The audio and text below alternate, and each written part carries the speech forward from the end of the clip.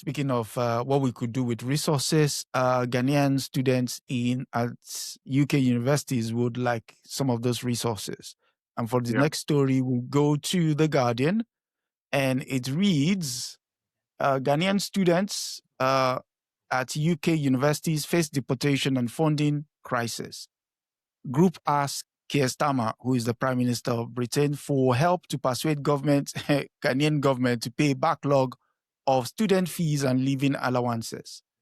A student from Ghana at UK university says they are in danger of being deported after being stranded by their own government without promised scholarship or tuition fee payments. So the group representing more than 100 doctoral students have petitioned Downing Street and Keir Starmer asking for help to persuade the government to pay the backlog of tuition fees and living allowances running into millions of pounds.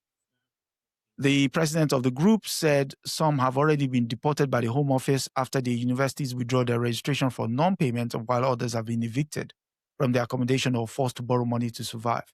There's one other part here. So he says the new government, President John Mahama's new administration, was sworn in January, and he found inherited debts to about 110 institutions in the UK worth about £32 million. So, I mean, we're talking about £32 million. Would that £32 million not be best served to build up Ghanaian universities? Or, I mean, we're just talking about Ghana here. I'm sure the same exists for other African countries within the UK educational sector. All of this money that is being taken out to, quote unquote, create the so-called elite class that will then go and use systems that have been debunked in the same sphere again. What are we doing? Well, actually, I don't oppose sending students for PhD training, because now if you really train them, if you treat them well and they come back, they can really, you have a multiplier effect, right? If it's a different thing, if it's just an undergrad degree, which I think we need to train domestically. And that's where I agree with you. Upgrade our institutions, build more, so we can upgrade them and train our undergrads domestically. When it comes to PhD, you are now creating a specialized set of scholars who can actually now come and reproduce domestically. So there's logic behind that. Okay. But if you're not treating them well, and you're not apparently paying for the training that you send them to acquire, that is a major problem. Because first of all, you don't realize the risk you're taking, because there are the private companies that could snatch these individuals to work for them. You know, in fact, they should start leveraging themselves, especially the ones who are at the latter stages of their training, saying, you are my home government, you send me here for this training, obviously meaning you want me to come back.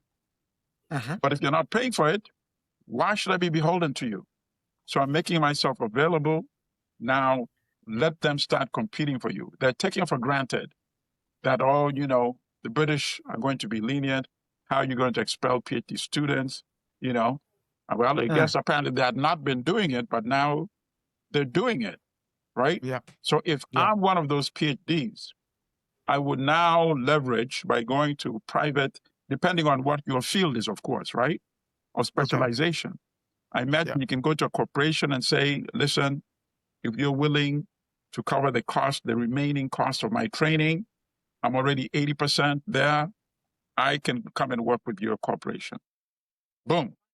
If they start getting deals like that, lo and behold, watch and see how the Ghanaian government is going to find a way to to pay off these arrears within a matter of months.